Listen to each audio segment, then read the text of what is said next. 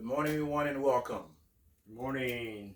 It's always a pleasure to be here with all of you, and of course, learning together and growing together.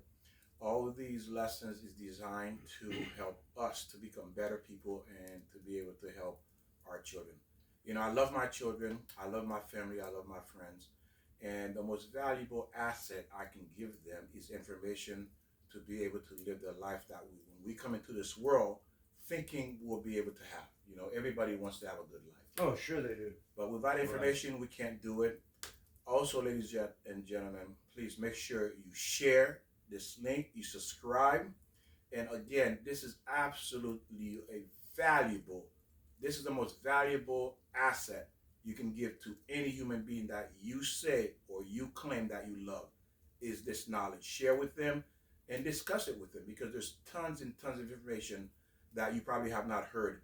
And you can have wonderful discussion at the dinner table, at the barbershop, at the salon, when you go out to dinner with friends. Again, use this opportunity to gain knowledge to transform your life. Really, yeah. You said barbershop. They still have barbershops? They still have barbershop for They're those called people. Salon, Saloon for the women and barbershop for the men. But especially get your husband as well to participate and listen. If he doesn't, then you listen, then you talk to him about what you know and what you have learned. Victor, I got a couple notes here I wrote down. Sure. Now, when you were a kid, can you remember back that far back? Go ahead. We, as a kid, we used to look up in the clouds, and you see images up in the clouds. Someone say, why we don't do this anymore about looking up into the sky? Because we're adults, we can't do that. But why don't we do that? But getting back to the point, somebody might say, "Oh, look, I see an elephant." Somebody say, "No, that's not an elephant. That's a horse." I remember doing that. Yeah, Mm-hmm. And then somebody say, "No, that's a clown." And somebody else say, "No, that's God." So my point is that whatever you imagine, whatever you see, whatever you believe in, you can't tell somebody else that's not true. What they see is what they imagine. That's in their mind. We can control as far as trying to, not control, wrong word, educate. That's what we're trying to do here. Educate, talking about the 10 Commandments, God, what God's purpose is to love, and let people be. Let them go what they want. You want to believe in this person, you want to believe in that person. What does it matter? Let them go. Let it go. Let them do what they want to do. Yes, you know what Joe's saying, perfect example about the clouds. We all look up in the sky, we may see different things. Why is that we see different things? I see different areas. I may see a buffalo, you see a squirrel, you see God. Why is that? Because the reason why is most likely, ladies and gentlemen, is because this is where we are in our state of mind. Right, imagination, state of mind, yeah. Part of what we taught, even if you saw something on TV as a kid, even in a blanket, you see a blanket when you're a kid, you see different images. Well, I don't know if we can relate to that, where I'm going with that, but right, Victor, we see things. It's where we are, because remember, you're not the same person. Well, hopefully you're not the same person 10, 15, 20 years ago. Absolutely, right? You're right. Yes. And you see things different, meaning that when you were a child playing with those dolls, right? Mm-hmm. You're not playing with those dolls anymore. You let it go. You're not playing with those. They're not important anymore because you're in a different place now. As you develop because your desires, your wants now start to take control of you. So therefore, you start to pursue or move in that direction to obtain whatever your desire or goal has become as you develop. Oh, very good. Yes. Yeah, and that's what we're doing. Develop. Right. And ladies and gentlemen, I'm gonna tell you, the greatest gift there is, and not in my opinion, because I've seen it transform my life, and you'll see it as well, is this knowledge, is this wisdom that we are sharing with you. Because again, the life you want, it's not gonna come through going through college, going through professors, your desire. It only can be obtained through the knowledge, the wisdom of God. And we beg you, please share this, learn this, talk about it, make it the center of your life. Because God says you should be, or He should be the center in your life. That's you see, right. He comes first, and everything has to work around God. Without that, you really have nothing, and you're not living for anything. Because at the end, you're going to live a life that was meaningless. Meaningless, meaningless. You may be in a place now, in a dark place, you're questioning your existence. You're wondering, why am I here? What's the purpose? What's the reason of all this? To know this, you have to educate. You have to learn. I think we do. We do have a creator. I mean, everybody has their own perspective, but what are we doing here? Is it just we're here because of a big gas explosion, which I do believe in a Big Bang. I believe that was God saying, "Let there be light." Boom. Well, that's my perspective on it. Beautiful. So, another word, Joe said it didn't just happen random. God created, which is true. God created everything. He said, "Create the heaven and the earth." So He created everything. But again, to reach this level, to understand what Joe and I understand, it takes time. Be patient with yourself. You can do this. You know, you're going to hear something today that's going to be shocking. It's going to be disturbing. You might have heard it from other people. But again, this is what we're taught. When we taught something and later we discover what we're taught was not true, it's hard to let go because we feel that we've been betrayed. We've been living a life of lies and we don't want to accept it. But if you have just enough sense and you will see and you rationale, you will come to say, wow, it does make sense. You start to question it. And this is what we're going to talk today about is the Chronicle of Jesus, Simon Peter, and the Apostle Paul. Okay. Now, there's this mourning day that the Jews have, and it's called 9 of Tevel.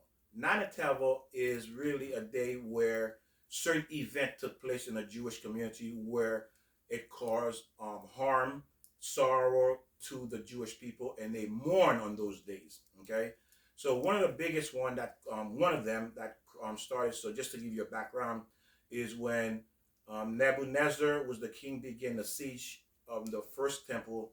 Then 3 years later, it was destroyed.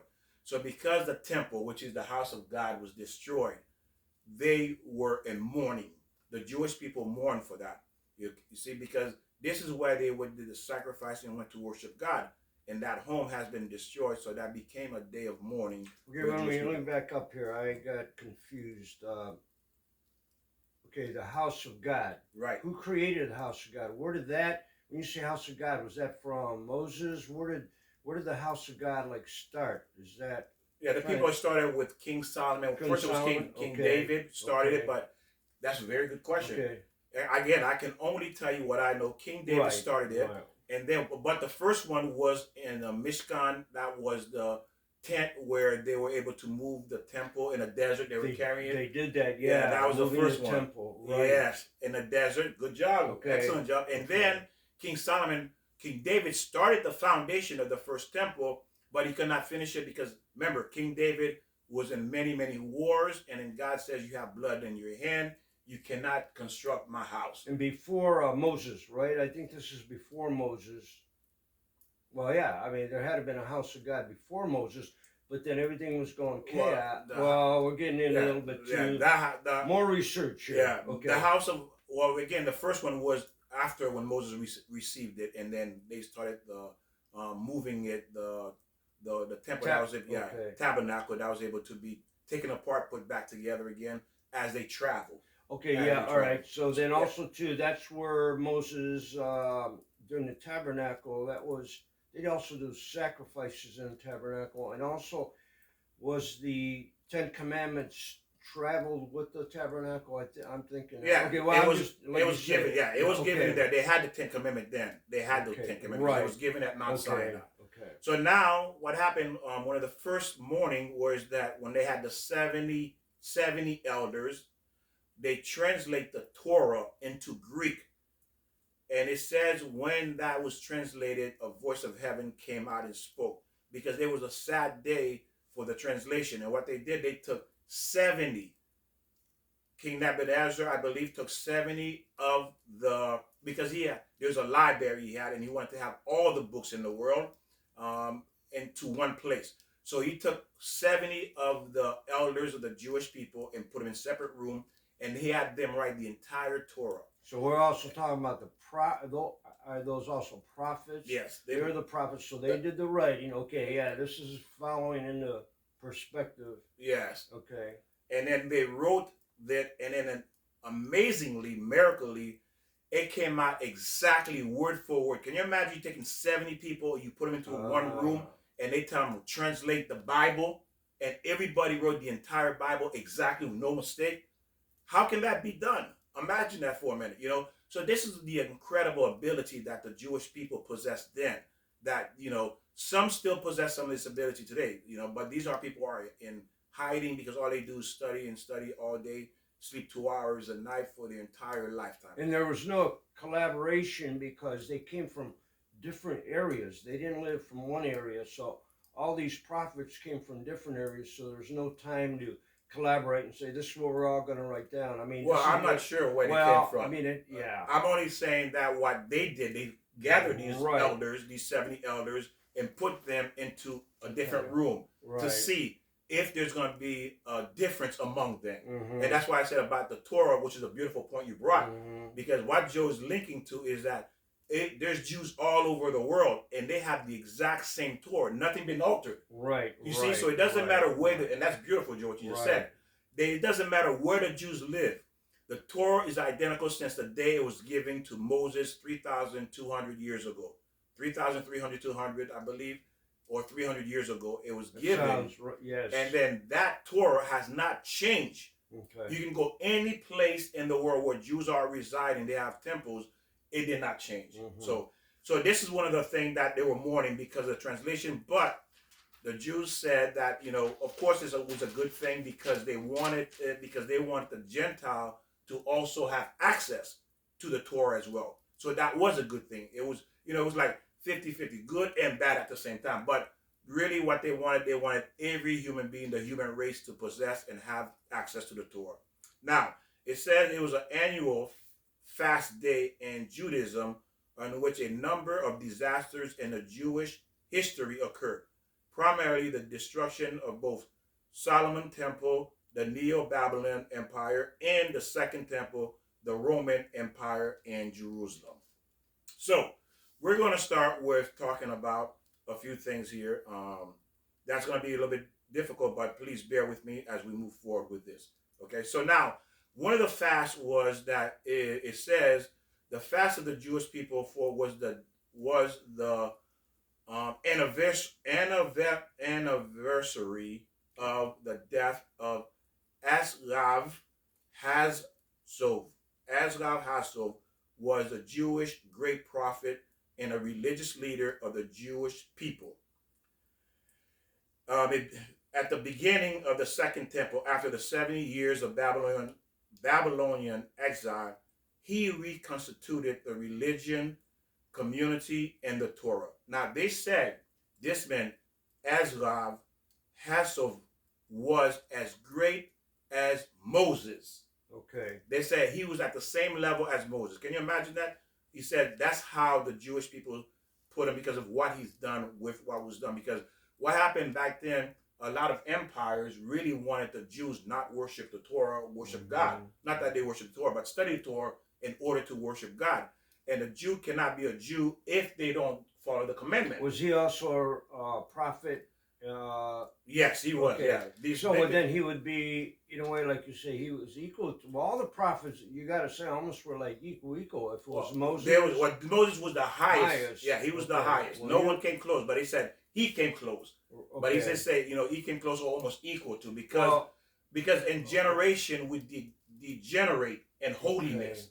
You see, every generation drops in holiness. Well, Moses was the only one that went up to the mountain that I know of that really actually spoke to God and saw the burning bush. I don't know if any other prophets were at that. I've never read whether there are any other prophets other than Moses that made that connection with God, that personally. That is true. Moses, it says Moses, the only prophet who was awake and spoke to God face to face like Joe and I are talking. Okay. Basically. Yeah. Of course, God doesn't have an image because they're showing you literally what it meant face to face. Because when God speaks to the prophet, they usually are asleep. They go to sleep for God to speak to the prophets. But it says Moses is the only one that actually came face to face with God. That's why he's the highest prophet. He's known as the father of all the people, the Jewish people. And that's why God gave him the 10th commandment and he became the king, if you will. He became the president. He became the leader of the Jewish people. Well, like when you said they go to sleep to get God's message, and that's why, in a way, how we have dreams. How many times somebody will wake up and go, "My, I had this dream," whatever it was, if it was God or what.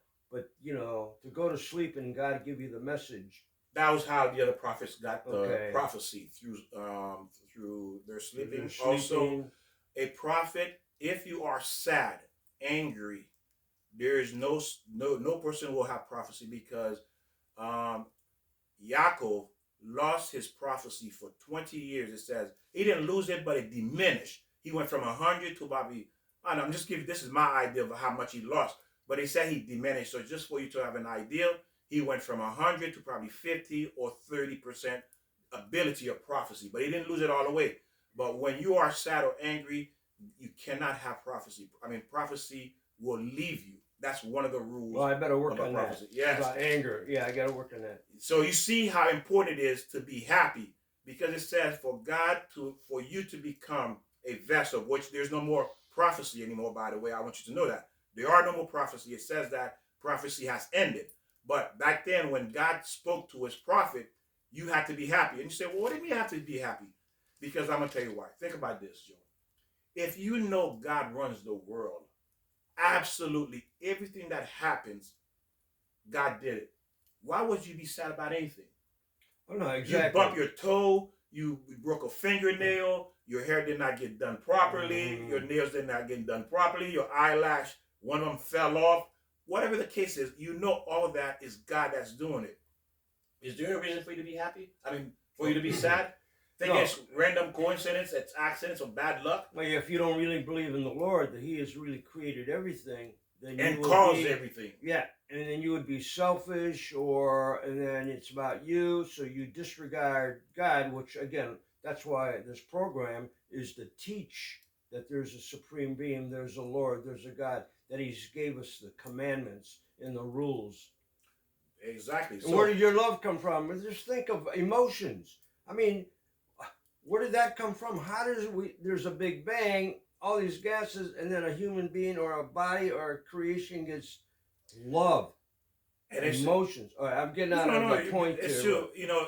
When I used to hear a big bang explosion and everything came to existence, as a kid, I used to wonder, I said, how can that be? That doesn't make sense. That doesn't make sense. Right. Think about that big bang. Well, guess what? We dropped a nuclear bomb. I was going to mention that, right. Why didn't they create anything, Joe? Why did that bomb create something? At least, okay, not create the universe, but create a Snicker bar. Yeah. What can it create a Snicker bar? What about even a firecracker? You throw one of those cherry bombs. There's an explosion in that minute little space. What are M&Ms? I like M&Ms. Yeah. Drop an atomic bomb, create M&Ms. I like M&Ms. You can do that. Because if an explosion creates the world, hey, let's create some things. Yeah. But again, you see how ridiculous it is? We have to really think. And the problem is that Joe and I, we talked about is that we discussed is that because we've been spoon-fed by pastors and a lot of the word been altered, and we grow up believing what they're saying, understanding and thinking. And we take it without any questioning. Even the 10 Commandments, which we'll do as well, we don't even really understand what it's saying. We just take it for what someone is translating, telling us what it is. And this is where we go wrong. When it comes to religion, we don't want to read and really analyze and understand what's being said. We just go in, sit down, blah, blah, blah, blah, blah, blah, okay, and go walk away with it. That's it. And we like to hear that, and it sounds easy. There's not much to do. You're not accountable for really hardly anything, So again, and if you look at it, how can we not be accountable for anything when the Jews have 613 commandments that they're accountable for? They have to do, So again, that does not make sense. But we'll continue. We don't want to get off track. But again, it's just to give you idea for you to think about. Things you need to think. Start thinking. This is the purpose of this program. It's for you to think, to question. Was I taught the wrong information? Am I really following what is true, or was a lie, or was altered? Okay? And this is what it's about. And this is why our lives is the way it is in a mess. Because if what we're taught was truth, it was accurate information, we wouldn't be in a situation. Well, what do people say when they read the Bible? Oh, I can't understand it. It's so hard. So how can you come up with any kind of decisions when it's too hard, and then everybody bombards you. No, you can't go that direction. You better follow this. If you don't believe here, you're not going to heaven. You're not going to hell. There's only one guy. He's coming. He's gone. He's been here. What am I saying? I think you know. Yes, and this is what we're going to get into. Again, it's called the Chronicle of Jesus, Simon Peter, and the Apostle Paul. Who are they? Were they real? Was there fiction? What was their true story behind all of this? And then really the main character of it all was Jesus and what's going on. So for you to have a better understanding, because we were not taught this, so today hopefully we will be able to clarify some of the misconceptions, some of the mystery behind his life, and also his followers of Simon, as Peter and Apostle Paul. So it says that ninth of Teva, remember, ninth of Teva is a fasting, a mourning of something that bad happened. That's what it's for, the mourning, So now it says one of the fasting was the birth of Jesus. And they says, of course, the American says he was born December 25th, but that was altered for some reason. That wasn't the real date. I don't know if it was commercially they moved that around. Well, again, when you think about it, it is a big money maker. Oh, absolutely. Huge money. Probably the biggest money maker of the year than any other year. Right. Christmas, You ask most children now about Christmas and go, well, Santa Claus, presents. There's no Christ involved here. And you know what? That's a beautiful point you just said, Joe. When you think about it, not just that we're saying Christ. Let's just look at, for example, then we're going to get into that. You see how it watered down? It comes down to Santa Claus. There you go. Not even you as a parent who actually buying these gifts. You're the one who's sweating. You're the one that God gave this resource to. Listen to what you're doing to God. God gave you this resource, the ability to get up, good health, to go to work, to make this money, to go buy a gift for your children. And then you turn around and says, Santa Claus bought it. Now, where's God in this? Instead of saying Santa Claus, you should say, God bought you these gifts. That's why our children really cannot connect with God.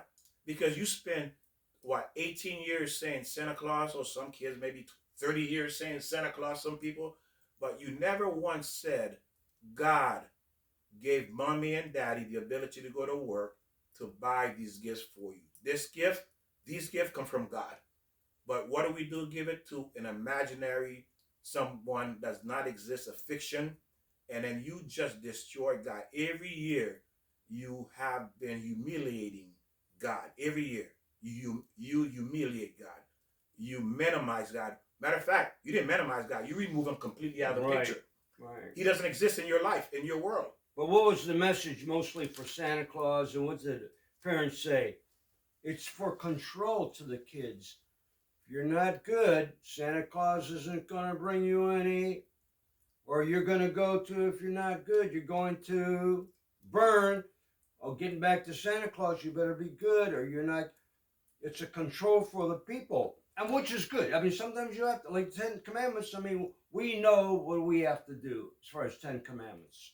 And beautiful what Joe says, what we have to do, ladies and gentlemen, you need to move away from Santa Claus and put this obligation, this wonderful gift of giving on God. Say, God is the one that bought you this gift. Matter of fact, connect it even better. Say, God gave daddy and mommy the ability to go to work to be able to buy these gifts for you. God did it. No one else. Now, I'm saying that's great, Victor. I love that. But in a way, you don't have to remove Christmas or Santa Claus, but you got to put in perspective about God. It's okay if you want to have Santa Claus. I mean, we all love Christmas, and that's good to have that, but you have to have the separation, what Victor is saying. Teach your child about God. You want to have your Santa Claus here? Good, but teach about God. And the Jewish community does not celebrate Christmas because why? Again, it's a made-up thing, and what they teach is God. Everything they give their children comes from God, what they teach. I know some of you, it's hard to accept and digest and understand. I stopped celebrating Halloween a long, long time ago. I stopped celebrating even Christmas as well because, again, it was a made-up to, what does it do? I know it's a hard thing to understand, but it is a beautiful holiday. It is really beautiful. But the problem with it is we took God out. That's really what the problem. Where the original, there was a Saint Nick. According to what what I read, I think a lot of people know this. And if it was a priest or whoever it was, he was passing out more or less like food, or maybe it was toys to very underprivileged families. And I mean, we do that now, don't we? Do that. We have gifts that we give. Churches give that. People give that. It's okay, but that's how Saint Nick or Santa Claus came about. And then again, commercialized. It had to be turned into making him money. So then the Saint Nick, which was, I don't know, 1700s, 1600s. That's how far back it goes. It wasn't like a Santa Claus. It was a man who walked the streets to pass out food or little toys to children, and that's beautiful.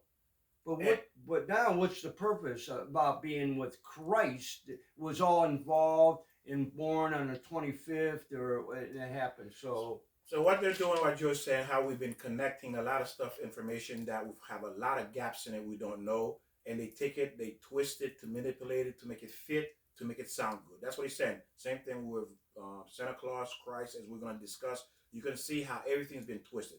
And Easter, also too, reason we're also talking about Easter, manipulated by a bunny, put a tooth underneath the pillow. What else do we have? St. Patty's Day. I mean, it just goes on and on. And that's fine to have those to celebrate just for fun. But get back to the purpose. God, the purpose why you're here. Yes. You know what? Beautiful, Joe. He just, and this is really beautiful because we are so distracted. And if you think about it, Joe, you just brought this. Because all of these things are designed to distract you, to keep you occupied. That's why I know the way the Satan works, the Satan.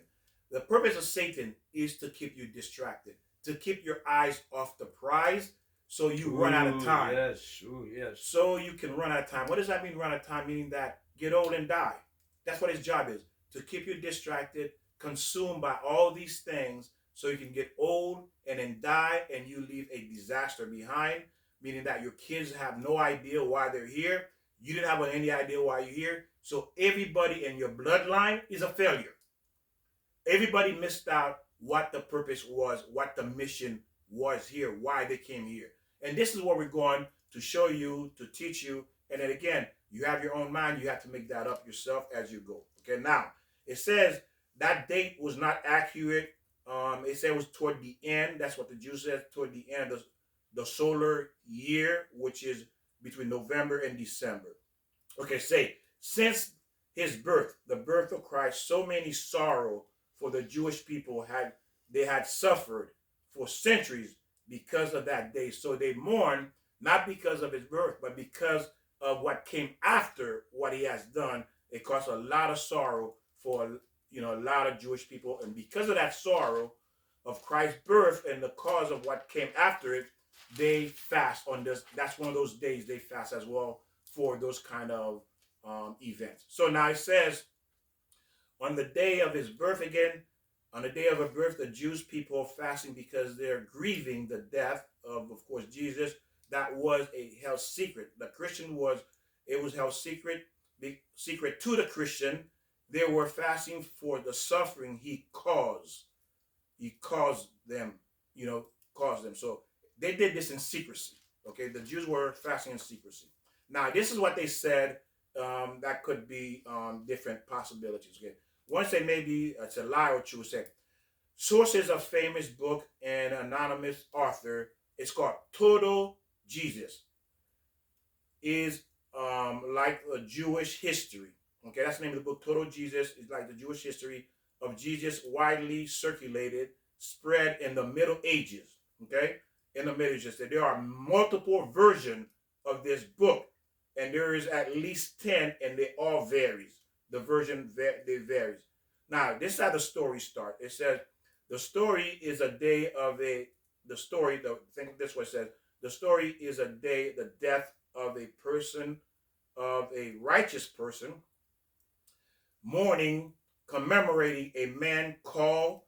Okay, that day was a death of he was a Jew. His name was called Shaman Kippur. Shaman Kippur. Shaman Kippur is a word. The Kippur mean rock. Kippur mean rock. Okay, that's what I mean, rock in Aramaic. In Aramaic, it means rock in Aramaic. He is known in the Bible Simon Peter. I was going to say, Peter Yes. was the rock. They said, okay, see, nobody knows But that. Okay, his real name his was real Shaman name- Keeper. Okay. Let's get you see A you're gonna Jew. see it. Yeah, a Also Jew. a Jew. He was a Jew. They were Jews, by the way, ladies and gentlemen. The first Christian, all were Jews. I was going to mention that. You're right. You're right. And that's where they're separated between. Well, we're getting that. Okay. Go ahead. Yeah. No, okay. So now it's a Simon Peter and the Apostle Peter. Jesus, he was Jesus' closest disciple and one who succeeded him as the leader of the church. So Shaman Keeper became known as Simon Peter, the apostle of Jesus' closest disciple and the one who succeeded him as the leader of the church. Well, Christ did say that, Peter, I'm going to build my rock on. How did that go? Yeah, that's why. Yeah, rock. Okay, we're going to get to that. So you're always ahead, Joe. Well, beautiful. I can't remember the quote now. Okay. Well, God built, or Christ wanted God to take Peter. Well, it says Peter. Well, Peter became the first pope. Oh, did he? He became the first pope, right. the first bishop of Rome. His name was now Simon Peter. Peter means rock, Petra. Jesus gave him the name Peter because of this rock I will build my church. Okay, that's where we're going. Yeah. So sorry about that. No. See, the thing is that we don't now. Let's look at this a little bit, ladies and gentlemen. Now, this was a Jew named Shaman Keeper, and his last name meaning that rock. Then when he went to, now we're going to examine why he went to Christianity, why he went to Jesus. Now it says that Jesus are mourning, okay, the Jews are mourning over the death of a great righteous man, the Apostle Peter. So this is another day where they're mourning over Peter. Why are the Jews mourning over Peter? Peter went to the other side. Now, this is what it's going to say. The Apostle Peter is a righteous Jew. Tradition. Okay, it said, Shaman Keeper, the story, it said the early Christian, and this is the story behind why they're mourning Shaman Keeper, which is called Simon Peter. Why are they mourning him? The Jews mourning him. It says this. It says the early Christian were all Jews. It's true. True. And Jesus was a Jew as a result, similar to Messianic Jews today. They infiltrated the Jewish community synagogue. So what means that there was a different belief. There was a different ideology at that time. So Jesus was one of those people. And they were infiltrating. So for you to get a really good understanding, they were, and then I will continue to read to give you some backstory of this, is that inside religion, you have other people who have different beliefs too. They want to change and alter things. Okay? So they, inside all religion, people say, oh, we should do this and that or that. So now what happened is their new ideology was starting to get into the Judaism. And the fear was that Judaism would become contaminated. It would be contaminated by these Jews who believe in Christianity. So therefore, they had to separate them, become a different sect. So that way, Judaism does not get contaminated. They wanted to keep Judaism 100% pure, the law's 613 commandments. They wanted to keep it pure like God said, like Moses commanded them to do from God. So they had to protect it. So what they did, they had to find a way to separate the two, to make them distinctly separated. They had to find a way. Now, these were Jews that had a different ideology. But now, the one who wanted to keep Moses' laws from God, they had to find a way to separate. This is where we're going with this. Well, didn't God himself say, and where is this? Let them believe what they want to believe. Yes. So let them believe what they want to believe. Beautiful, Joe. Because when Moses was writing down the commandments, and then God said, let us create man. Let us create man. See, you have to pay attention to the word. Let us create man. And Moses said, whoa, hold on, God, hold on, God. Okay, wait, God. Oh, you making a mistake, God. What do you mean us? It's only you. He says, Moses, be quiet. Do as I said. Write down whatever. Whoever wants to believe there's other gods they're going to want to believe. There are people who want to believe other gods. He said, you're not going to be able to change them. They want to believe, let them believe.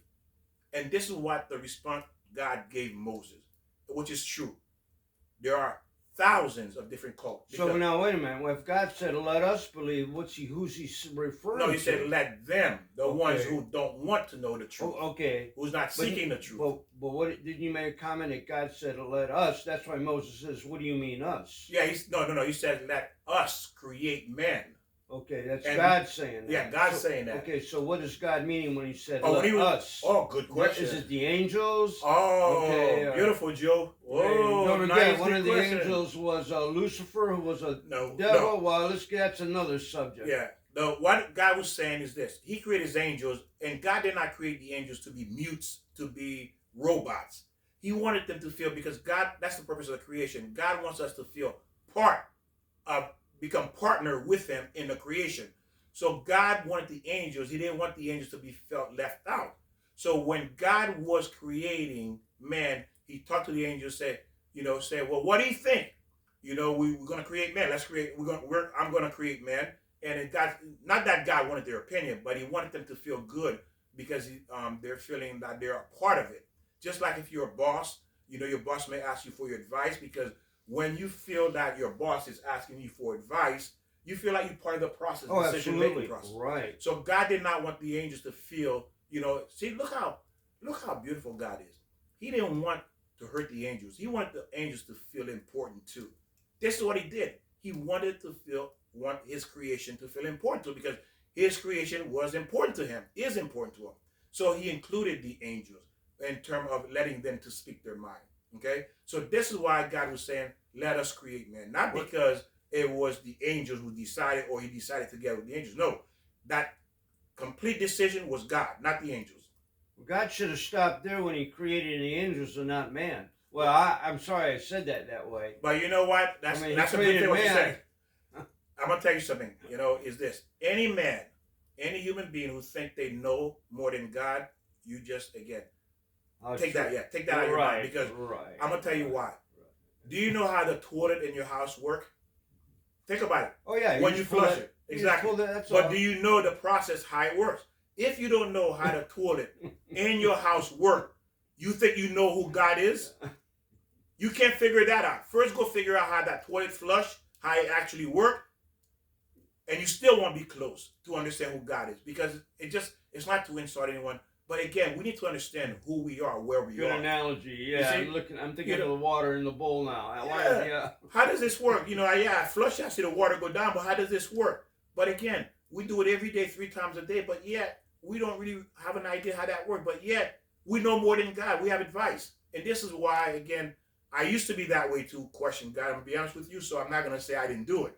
We all have. We all, But again, without knowledge. The more I learn, listen to this, the more I learn, the more I realize I don't know. Oh. The more I learn, the more I realize, wow, Victor, you really don't know anything. You see, that's where I am now. I really don't know anything. But the more you learn, you notice you don't know anything. Well, that's what I discover as well. And that's what the Torah says, because there's so much to learn. Why is the more you learn, the more you don't know? Because it said God is unlimited. You'll never stop learning about God. Forever, eternity. It's like, imagine you meet somebody, you're learning new things about them forever. Every day something new. Forever. We can't even imagine what that means. No. We can't imagine what that means to learn something new about somebody every day for the rest for eternity. But let's continue. So now, so they were entering the synagogue, they were praying, participating on Shabbat, Yom Tiv. This was a very dangerous thing to Judaism. It was like a cancer growing inside Judaism, and they realized they had to do something about it. So Jewish friends, neighbors, exposing heretical Christian ideals to the Jews that's inside the synagogue. So they saw this as a threat, as a cancer that's growing inside out. So they at the time, they hated the Pharisees at the time, because the Pharisees was the one that acknowledged, they said, we have to do something about this, because this is going to destroy Judaism. We're going to be destroyed. There will be no more Jews left. Though this was a very, very dangerous thing, it was introduced as cancer, infiltrate, and could take the Jews away from Judaism. So, Shaman Kippur came to the people. Peter, good, yeah, Peter, Simon I'm paying Peter. attention. Yeah, so they changed his name to Peter. That's where you get Peter from. Okay, now we're starting to see how the Old Testament and New Testament are connecting. It says, so Shaman Kippur volunteered to do an equivalent to a suicide mission. He decided to do a suicide mission, a spiritual suicide mission. It's called a spiritual suicide mission. What does that mean? Spiritual suicide mission. Mission. He volunteered and said, I will create a church.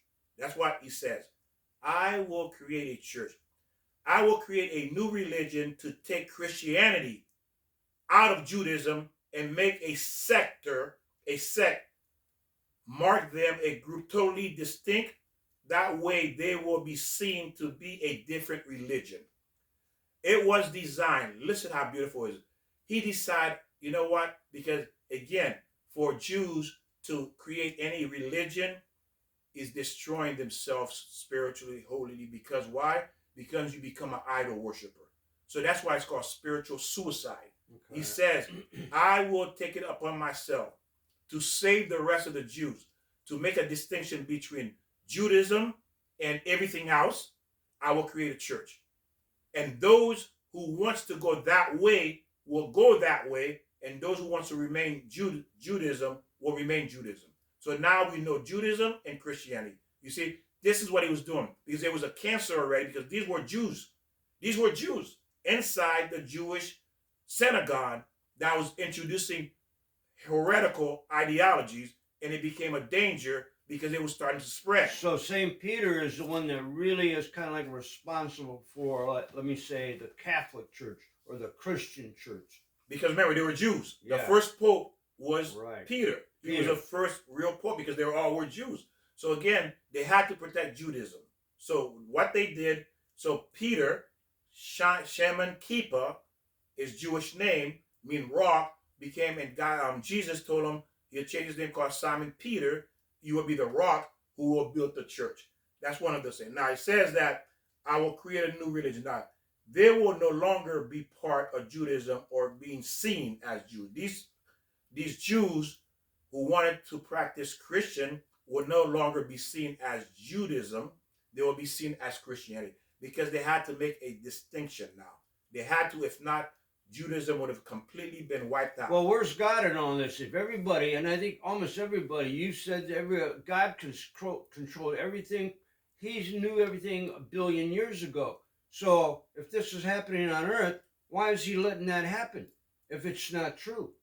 Well, I mean, why is it there's chaos? I mean, God lets chaos all the time. I mean, I know everybody, again, God works in as many ways. Well, it's confusing. So how can we believe anything? I'm sorry. No, you're fine. I understand what you're saying. Again, like I said, the problem is because we're lacking information is why we question. Anytime you question. Beautiful point. Beautiful. Yeah, we're lacking. Because we're lacking. We did not know this, right? We did not know this. So because we're lacking this information, we could not understand what's going on. Because we are lacking information, ladies and gentlemen, is why our lives is upside down. Is why we think we know.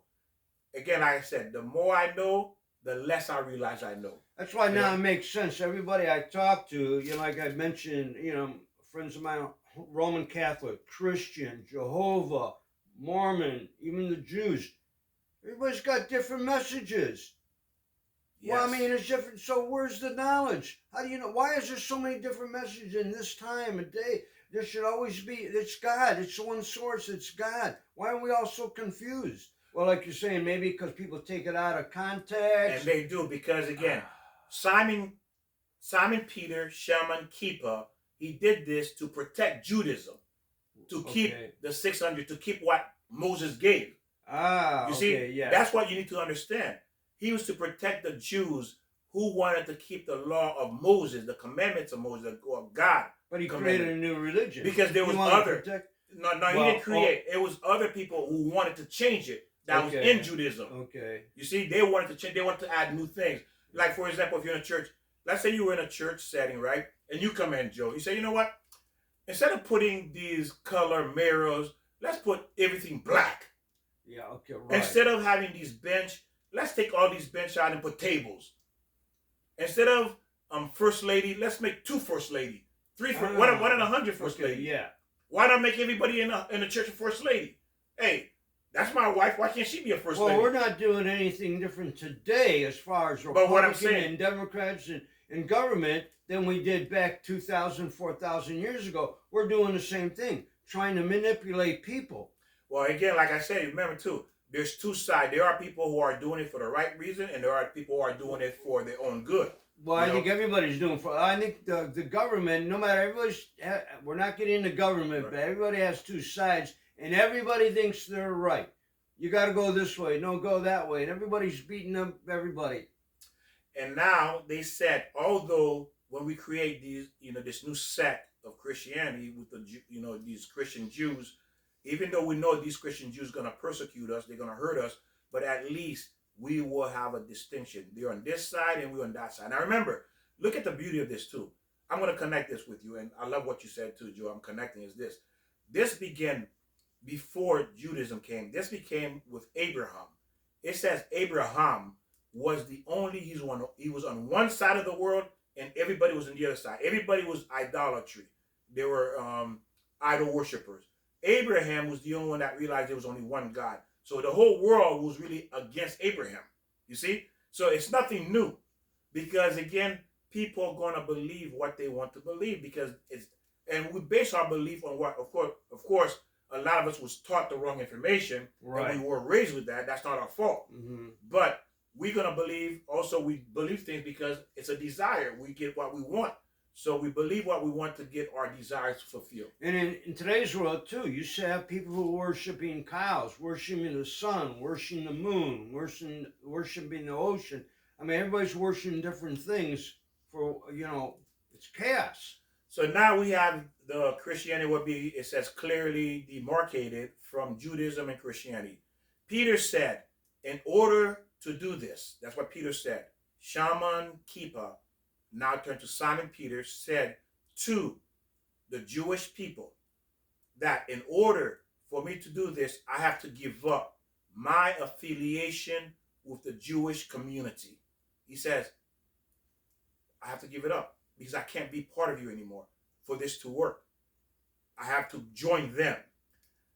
I have to go to Jesus and embrace him wholeheartedly, and I know I will never be part of the Jewish community again. I will live my life on who rejected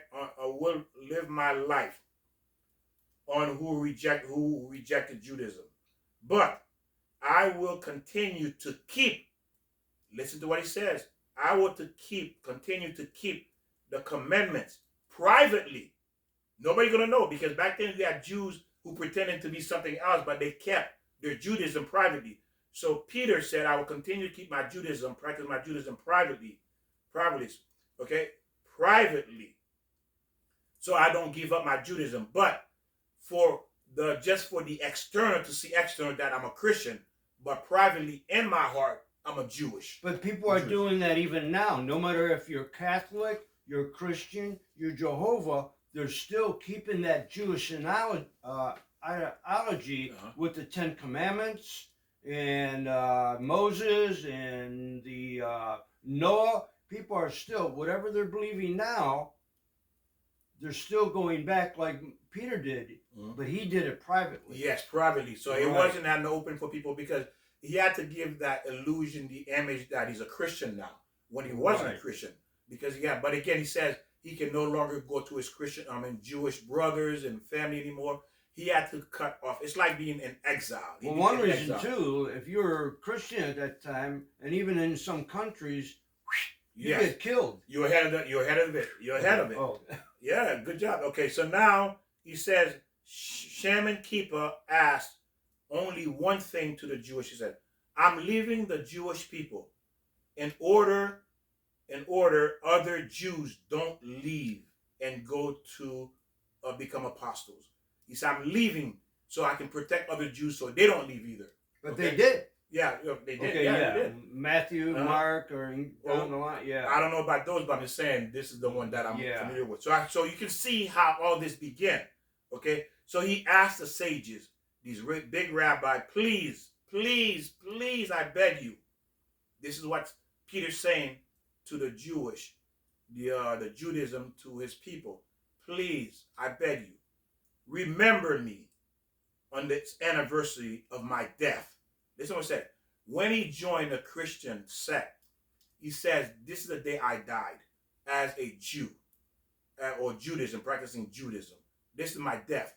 This is one of the reasons of the mourning, to remember Peter, the sacrifice he made to protect Judaism, to join the other side. Okay, so he said, please, please remember me. I'm giving up my Judaism, publicly, to join the other side, so that way I can help save other Jews from joining.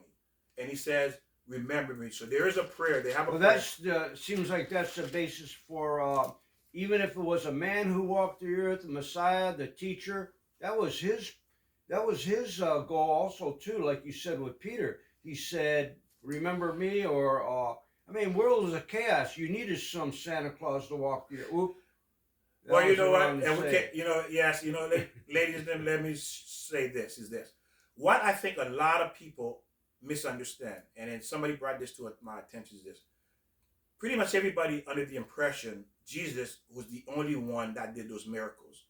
Listen to me carefully. But Noah did a miracle before Christ opened it. What about when he threw down his cane? So you're right, Moses. Victor. And nobody knows that about other, not taking that away from Christ or Jesus, but there are other people that did miracles. Okay, first let's understand this. Okay, there's people who did far more than Jesus ever did, and Moses was the one that split the ocean. Elijah with a J, he also split the ocean. Then Elisha was the pupil of Elijah. He split the water as well. You mentioned before, and nobody remember. I was never taught that. Also, knowledge again. We don't have the knowledge. There you go. Also, both they woke up the dead, they revived the dead. They have people in history that can actually take dirt from the ground and create a human being, which you call Frankenstein today. They were able to do that. They were able to revive dead people who died. So all the miracles you know about, there were people far more greater than Jesus. Remember, ladies and gentlemen, this is one of the most important things you need to take away from this. All the miracles you think Jesus did was common practice. It was common practice. I will say it again. During those era, it was common practice. But he did them. Yeah, but not the average man couldn't do it though. No, but I'm saying it was common maybe practice. Like a rabbi or people, because remember, people had students who were able to do that. You had King Solomon that do the language of the birds. He was able to have gold. He was able to talk to demons. He had captured the demons, the king of the demon. So King Solomon was able to teleport from one end of the world to the other end. Then you would think he's God, because he's here one moment and he's gone. So these things were common practice, because we've been thinking that he was no, this was a normal way of life. But that information isn't really revealed. So remember we were talking about the Torah has 34,000 books. So in a way, that stuff it's like, I didn't mean to say stuff, but that information isn't, because I never heard that. And you never knew that until you started reading. Exactly. And that's why I said know that information. Exactly. But again, the reason that I'm revealing this is that it's not really because we're just common, with Gentile, we don't need to know all this information. We're supposed to be taught by the Jews. They were supposed to be teaching us all this information. But again, because they were in chaos themselves, trying to keep Judaism together, and their whole life had been struggling, keeping it together, because they were fighting to maintain the integrity of Judaism, because people were not following the commandment, the Shabbat. So they're in a fight themselves to retain their Judaism, so they can't really teach us. So again, that was their job. Their assignment is to teach us. But because there was disarray, there was differences, so they still fighting to this day to keep Judaism alive, to keep their people holy. Well, that's what Hitler did when he killed the Jews. They didn't believe, Hitler didn't think that the Jews believed in Christ, so that's why Hitler wound up killing a lot of the Jews. There was other situations why Hitler got into that position. But okay, I didn't mean to bring that up. But I mean, I don't know. I can't say really because know, I haven't studied that part of it to know why. But like I said, I can only say what I know. Right? No, right. So I'm just go ahead. he sacrifices Judaism in order for Israel not to be hurt by Christian influence. He composed a prayer asking the sages to include it in the Jewish prayer. And the Jews recite this prayer in memory of his sacrifice. Some opinions said that it did happen. Now there's another said the 19th centuries, similar story. There's another similar story, 19th century. This was taking place in the 19th century. Was the Apostle Paul. The Apostle Paul was not, and now the Apostle Paul came after Jesus was crucified. He came after he was sacrificed. That's when Apostle Paul came, and also he was also a Jew. The Apostle Paul, remember, this already had been happening. Peter was first, and then Jesus was with him at that time, and then Jesus died, then the Apostle Paul. This is what I'm seeing as far as I can tell the order, okay? So the Apostle Paul came into the scene, and he did not know Jesus, okay? He did not know Jesus. He was crucified before Paul went on the scene, but he declared himself that he was a student of Rambam Gabriel. Rambam Gabriel was a Jewish who studied Judaism. He was a big sage, a big rabbi who could do all these things, okay? All these, like I said, these wonderful miracles you think only Jesus could do, wrong.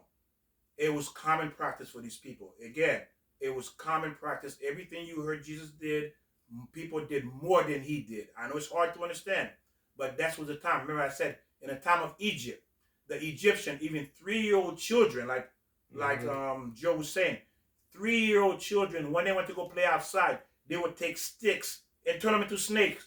They would take sticks and turn them to snakes. That was their toys. Doing magic, black magic. So nobody knows that, though. I mean, that's good. We have to find out. Actually, if people want to read that if that's, I'm not saying it's true or not. Well, if we don't read it, we don't know. We have to find out the truth of that. So we have to. Paul was a proud Pharisee. See, Paul was a Pharisee. He was going to persecute those Jewish Christians. Because why? Because back then, why was he persecuting? Because back then, the time of Moses, when people move away from that, they would be stoned to death. Because that was the law. The law, you move away from God, you would be stoned to death. You see? So Paul was a Pharisee. Okay? Listen to it. He was a Pharisee. So he was on his way to, remember you said Damascus? He was on his way, and then he had this famous empathy, whatever it was that he had. So he was on his way to say, I'm going to get these Christians, these Jews, to bring them back to Judaism again. That was his thought. Okay, there was a theory it was Paul who broke Christianity from Judaism. So it's also said it was really Paul who actually broke Christianity, the Jews who practiced Christianity from Judaism. Well, now, when you say Pharisees, I don't know what that means. I know a lot of people don't know where. Pharisees was the leaders of Jewish people. Okay. They were like the assembly. They were like the courts. So okay. just some ideal. Okay, so they were the people that made sure the law, like the Jews are practicing the law. It's like you go into the church, you have a priest or whatever. So they were the one that was really keeping the law. The Pharisees were the guardian, if you will. That's what I'm using, the guardian of Judaism. To protect, like to teach. Police or well, yeah, kind of like not to sit, like the teachers, to protect, the teachers. Okay. And now Paul created ministry to the Gentiles. See, Paul created the ministry to the Gentiles. Paul taught the Torah. Now Paul is the one that says Paul taught the Torah does not have to be kept anymore. Listen to what he said. So why he's saying that? He's saying to those Christian Jews, to the Gentile, it doesn't have to be kept anymore because he wants to protect, again, Judaism.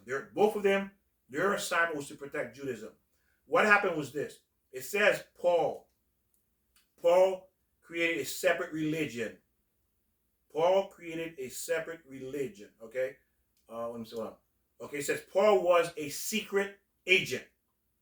Paul was a secret agent designed to break Christianity from Judaism.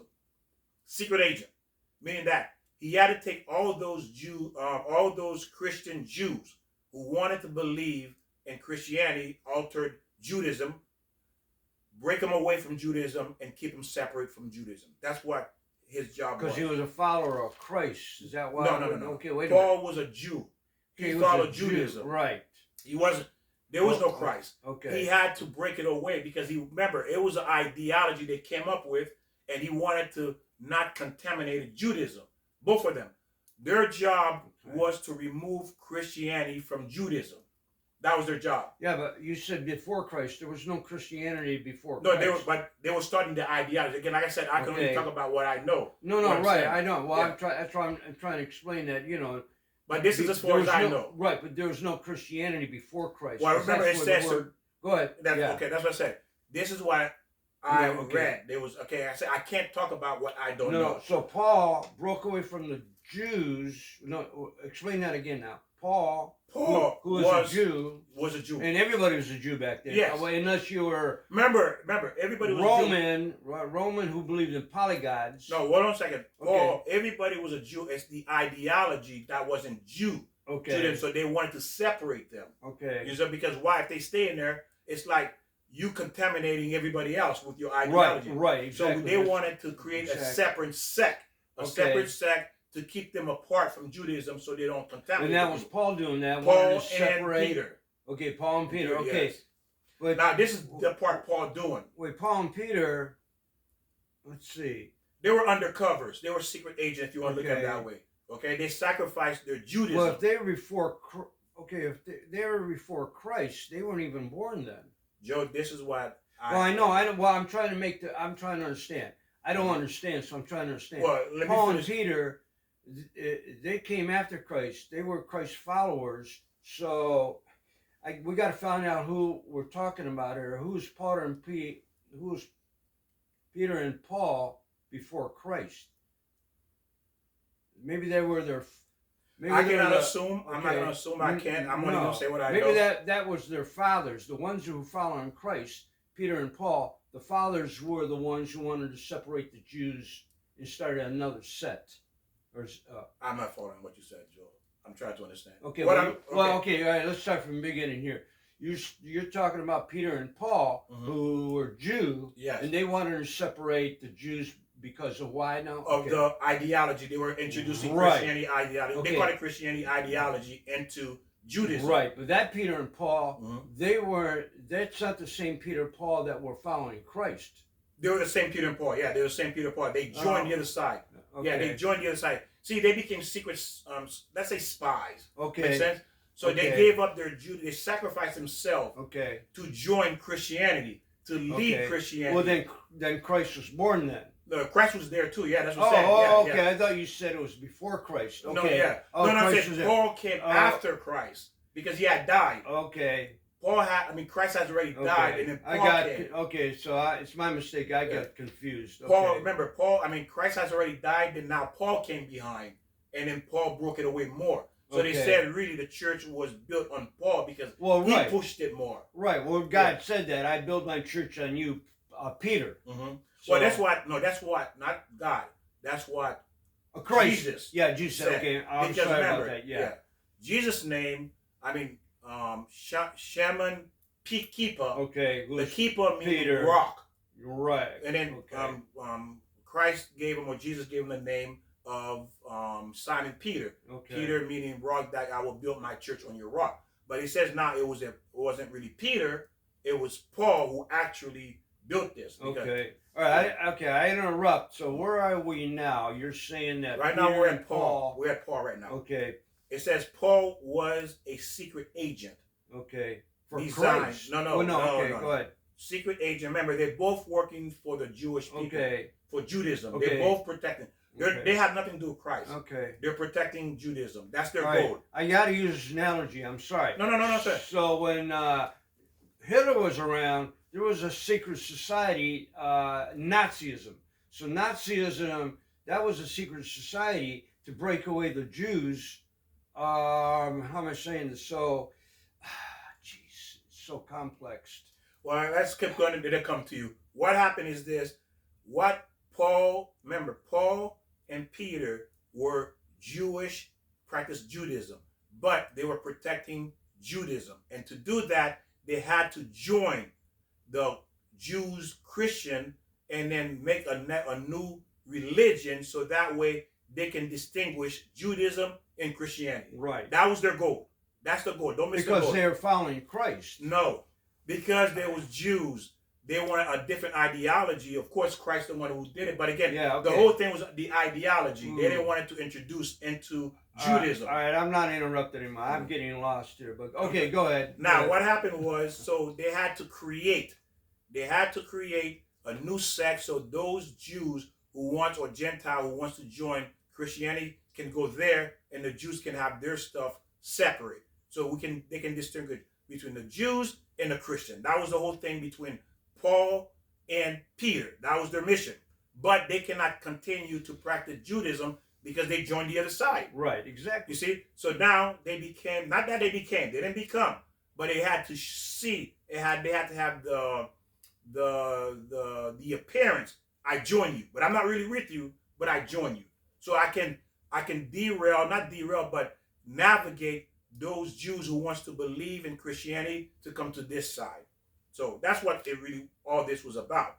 Now, to create this separation religion, it would not create confusion and infiltrate Judaism with Judaism. So again, what happened was this: that what they wanted. Again, the final, we're gonna recap so you understand it a little bit more clarity. So that way, and those are awesome questions. I know what you're saying, but I know it's hard for, like I said, because it's confusing. I'm confused. Yeah, because we were not taught this. It's new, right? It's new. You're like, wow, this and this. And we're thinking Jesus, like I said, the whole focus is people is on Jesus because he was doing miracles. But guess what? Like I said, what he was doing was nothing compared to the other people that was before him, what they were doing. It was a normal practice. There was people that did far more greater miracles than he did.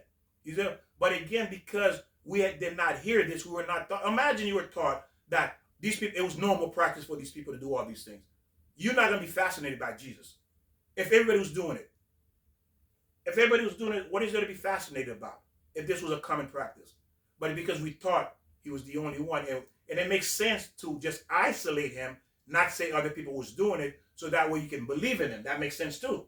If no one else is doing it but him, then it kind of makes sense to believe it. Right. But if I go to a country, think about it, if I go to a country and I hear everybody can fly, well, if everybody was doing that back then, so when Christ came around, why did everybody think that was a miracle if they already saw it happening? They go, that people. But again, listen to what you said. Again, at that time, you had people who wanted, again, Jews who, again, till this day wanted different, Well, let's look at Moses.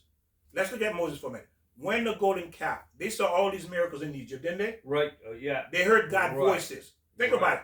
They saw the miracles, and that's a beautiful question. Okay.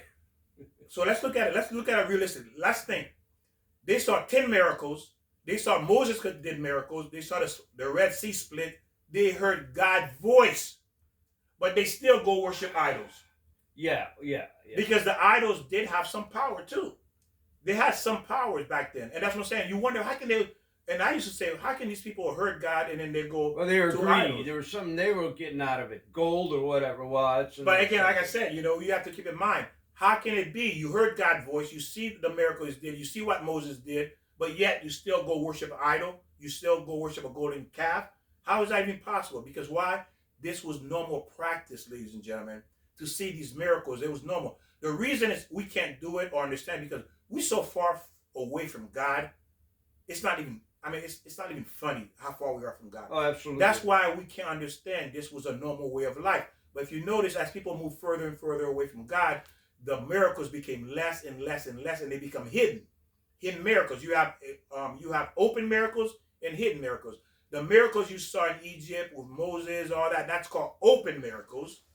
And there are miracles that we don't see, that God does for us every day we don't see. Well, people still see miracles in magicians, and people think that's happening where a musician will make somebody disappear or cut them in half. People just can't comprehend that's a trick. They think that, even Well, there's so many things. I'm not going to mention about when they flew to the moon. Was that a trick? I'm not saying I believe in that. Well, who knows? You don't know that.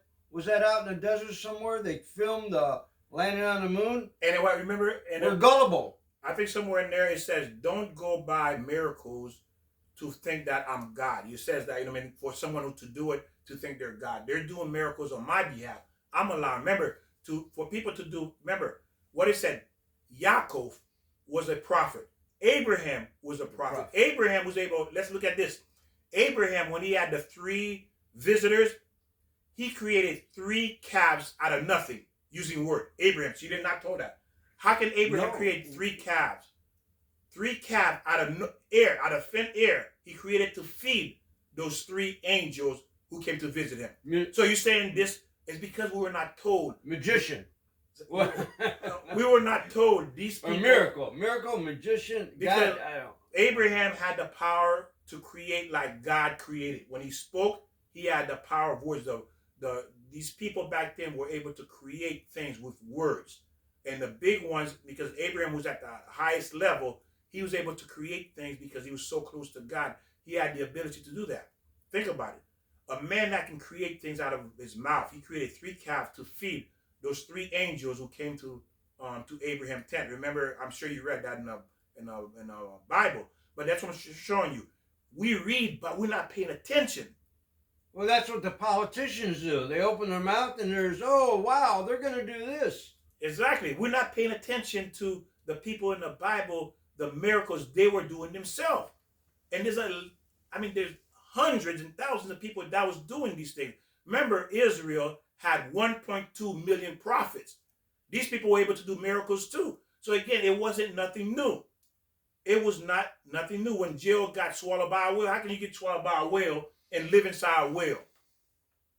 And then it says what? The wind and the storm, remember in there? Right. Let's look at that. All the wind and storm was going on, and then he says they said, well, why is this storm coming up upon us? Was because he was running away because God had sent him to give message. He was a prophet. Sent him to give message to the city that they need to change their way or God was going to destroy it. He didn't want to go. So he was running away from God.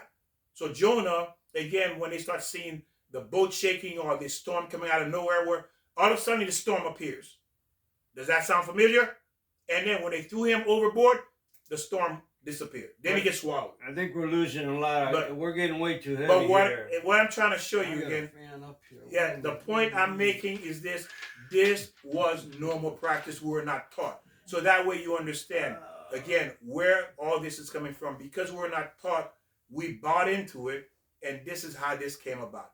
But again, ladies and gentlemen, I hope you enjoyed this lesson. Again, this is very heavy. Again, this was absolutely wonderful. Joe had some very tough questions, and I'm sure you were thinking the same thing he was thinking too. But again, if you think about it, I'm going to leave you with this. If this was normal ability for the people, that was a normal way of life to do these things, then let's think about Jesus. What does that really mean? Then I mean everybody was Jesus. Because it has to be that, because everybody did more than he did. So you have to think about it. I know it's hard. It was hard for me too. I'm not going to sit here and tell you it was easy. It wasn't. It took me, I can't believe it. I can't believe, this can't be, this is blasphemy. I was beating myself, like Joe said it too. Like, I can't believe, no, I don't want to listen. But again, lack of knowledge, you will perish. Lack of knowledge, you will perish. Go with your mind and your heart and follow your beliefs. It's hard. Just follow and just listen to the 10 Commandments. Listen to God. Just follow your beliefs. If you want to be safe, just follow, like Joe said, the 10 Commandments. That's the safest place to be. Absolutely. Is the 10 Commandments, and keep learning. If you really want to know where the safe zone is, you're not sure what the safe zone is, follow the 10 Commandments. Follow the 10 Commandments and keep praying, okay? And keep learning with us. Again, this was very heavy. I thank you for joining us. Joe had some very tough questions as well. As I said, I will only say what I know. I cannot say anything beyond that. But again, we're not taught this. Again, this is from the Jewish world, and only a certain amount of information of their knowledge is given. But to understand all of it, you have to become a Jew yourself. But I thank you for joining us. Victor, very inspirational, and the knowledge. Thanks so much, Victor. Joe, and your question. Yes. And remember, share, subscribe, and don't forget to ring that bell. We'll see you next time, and God bless. Oh, you made my head hurt, Victor. That was great.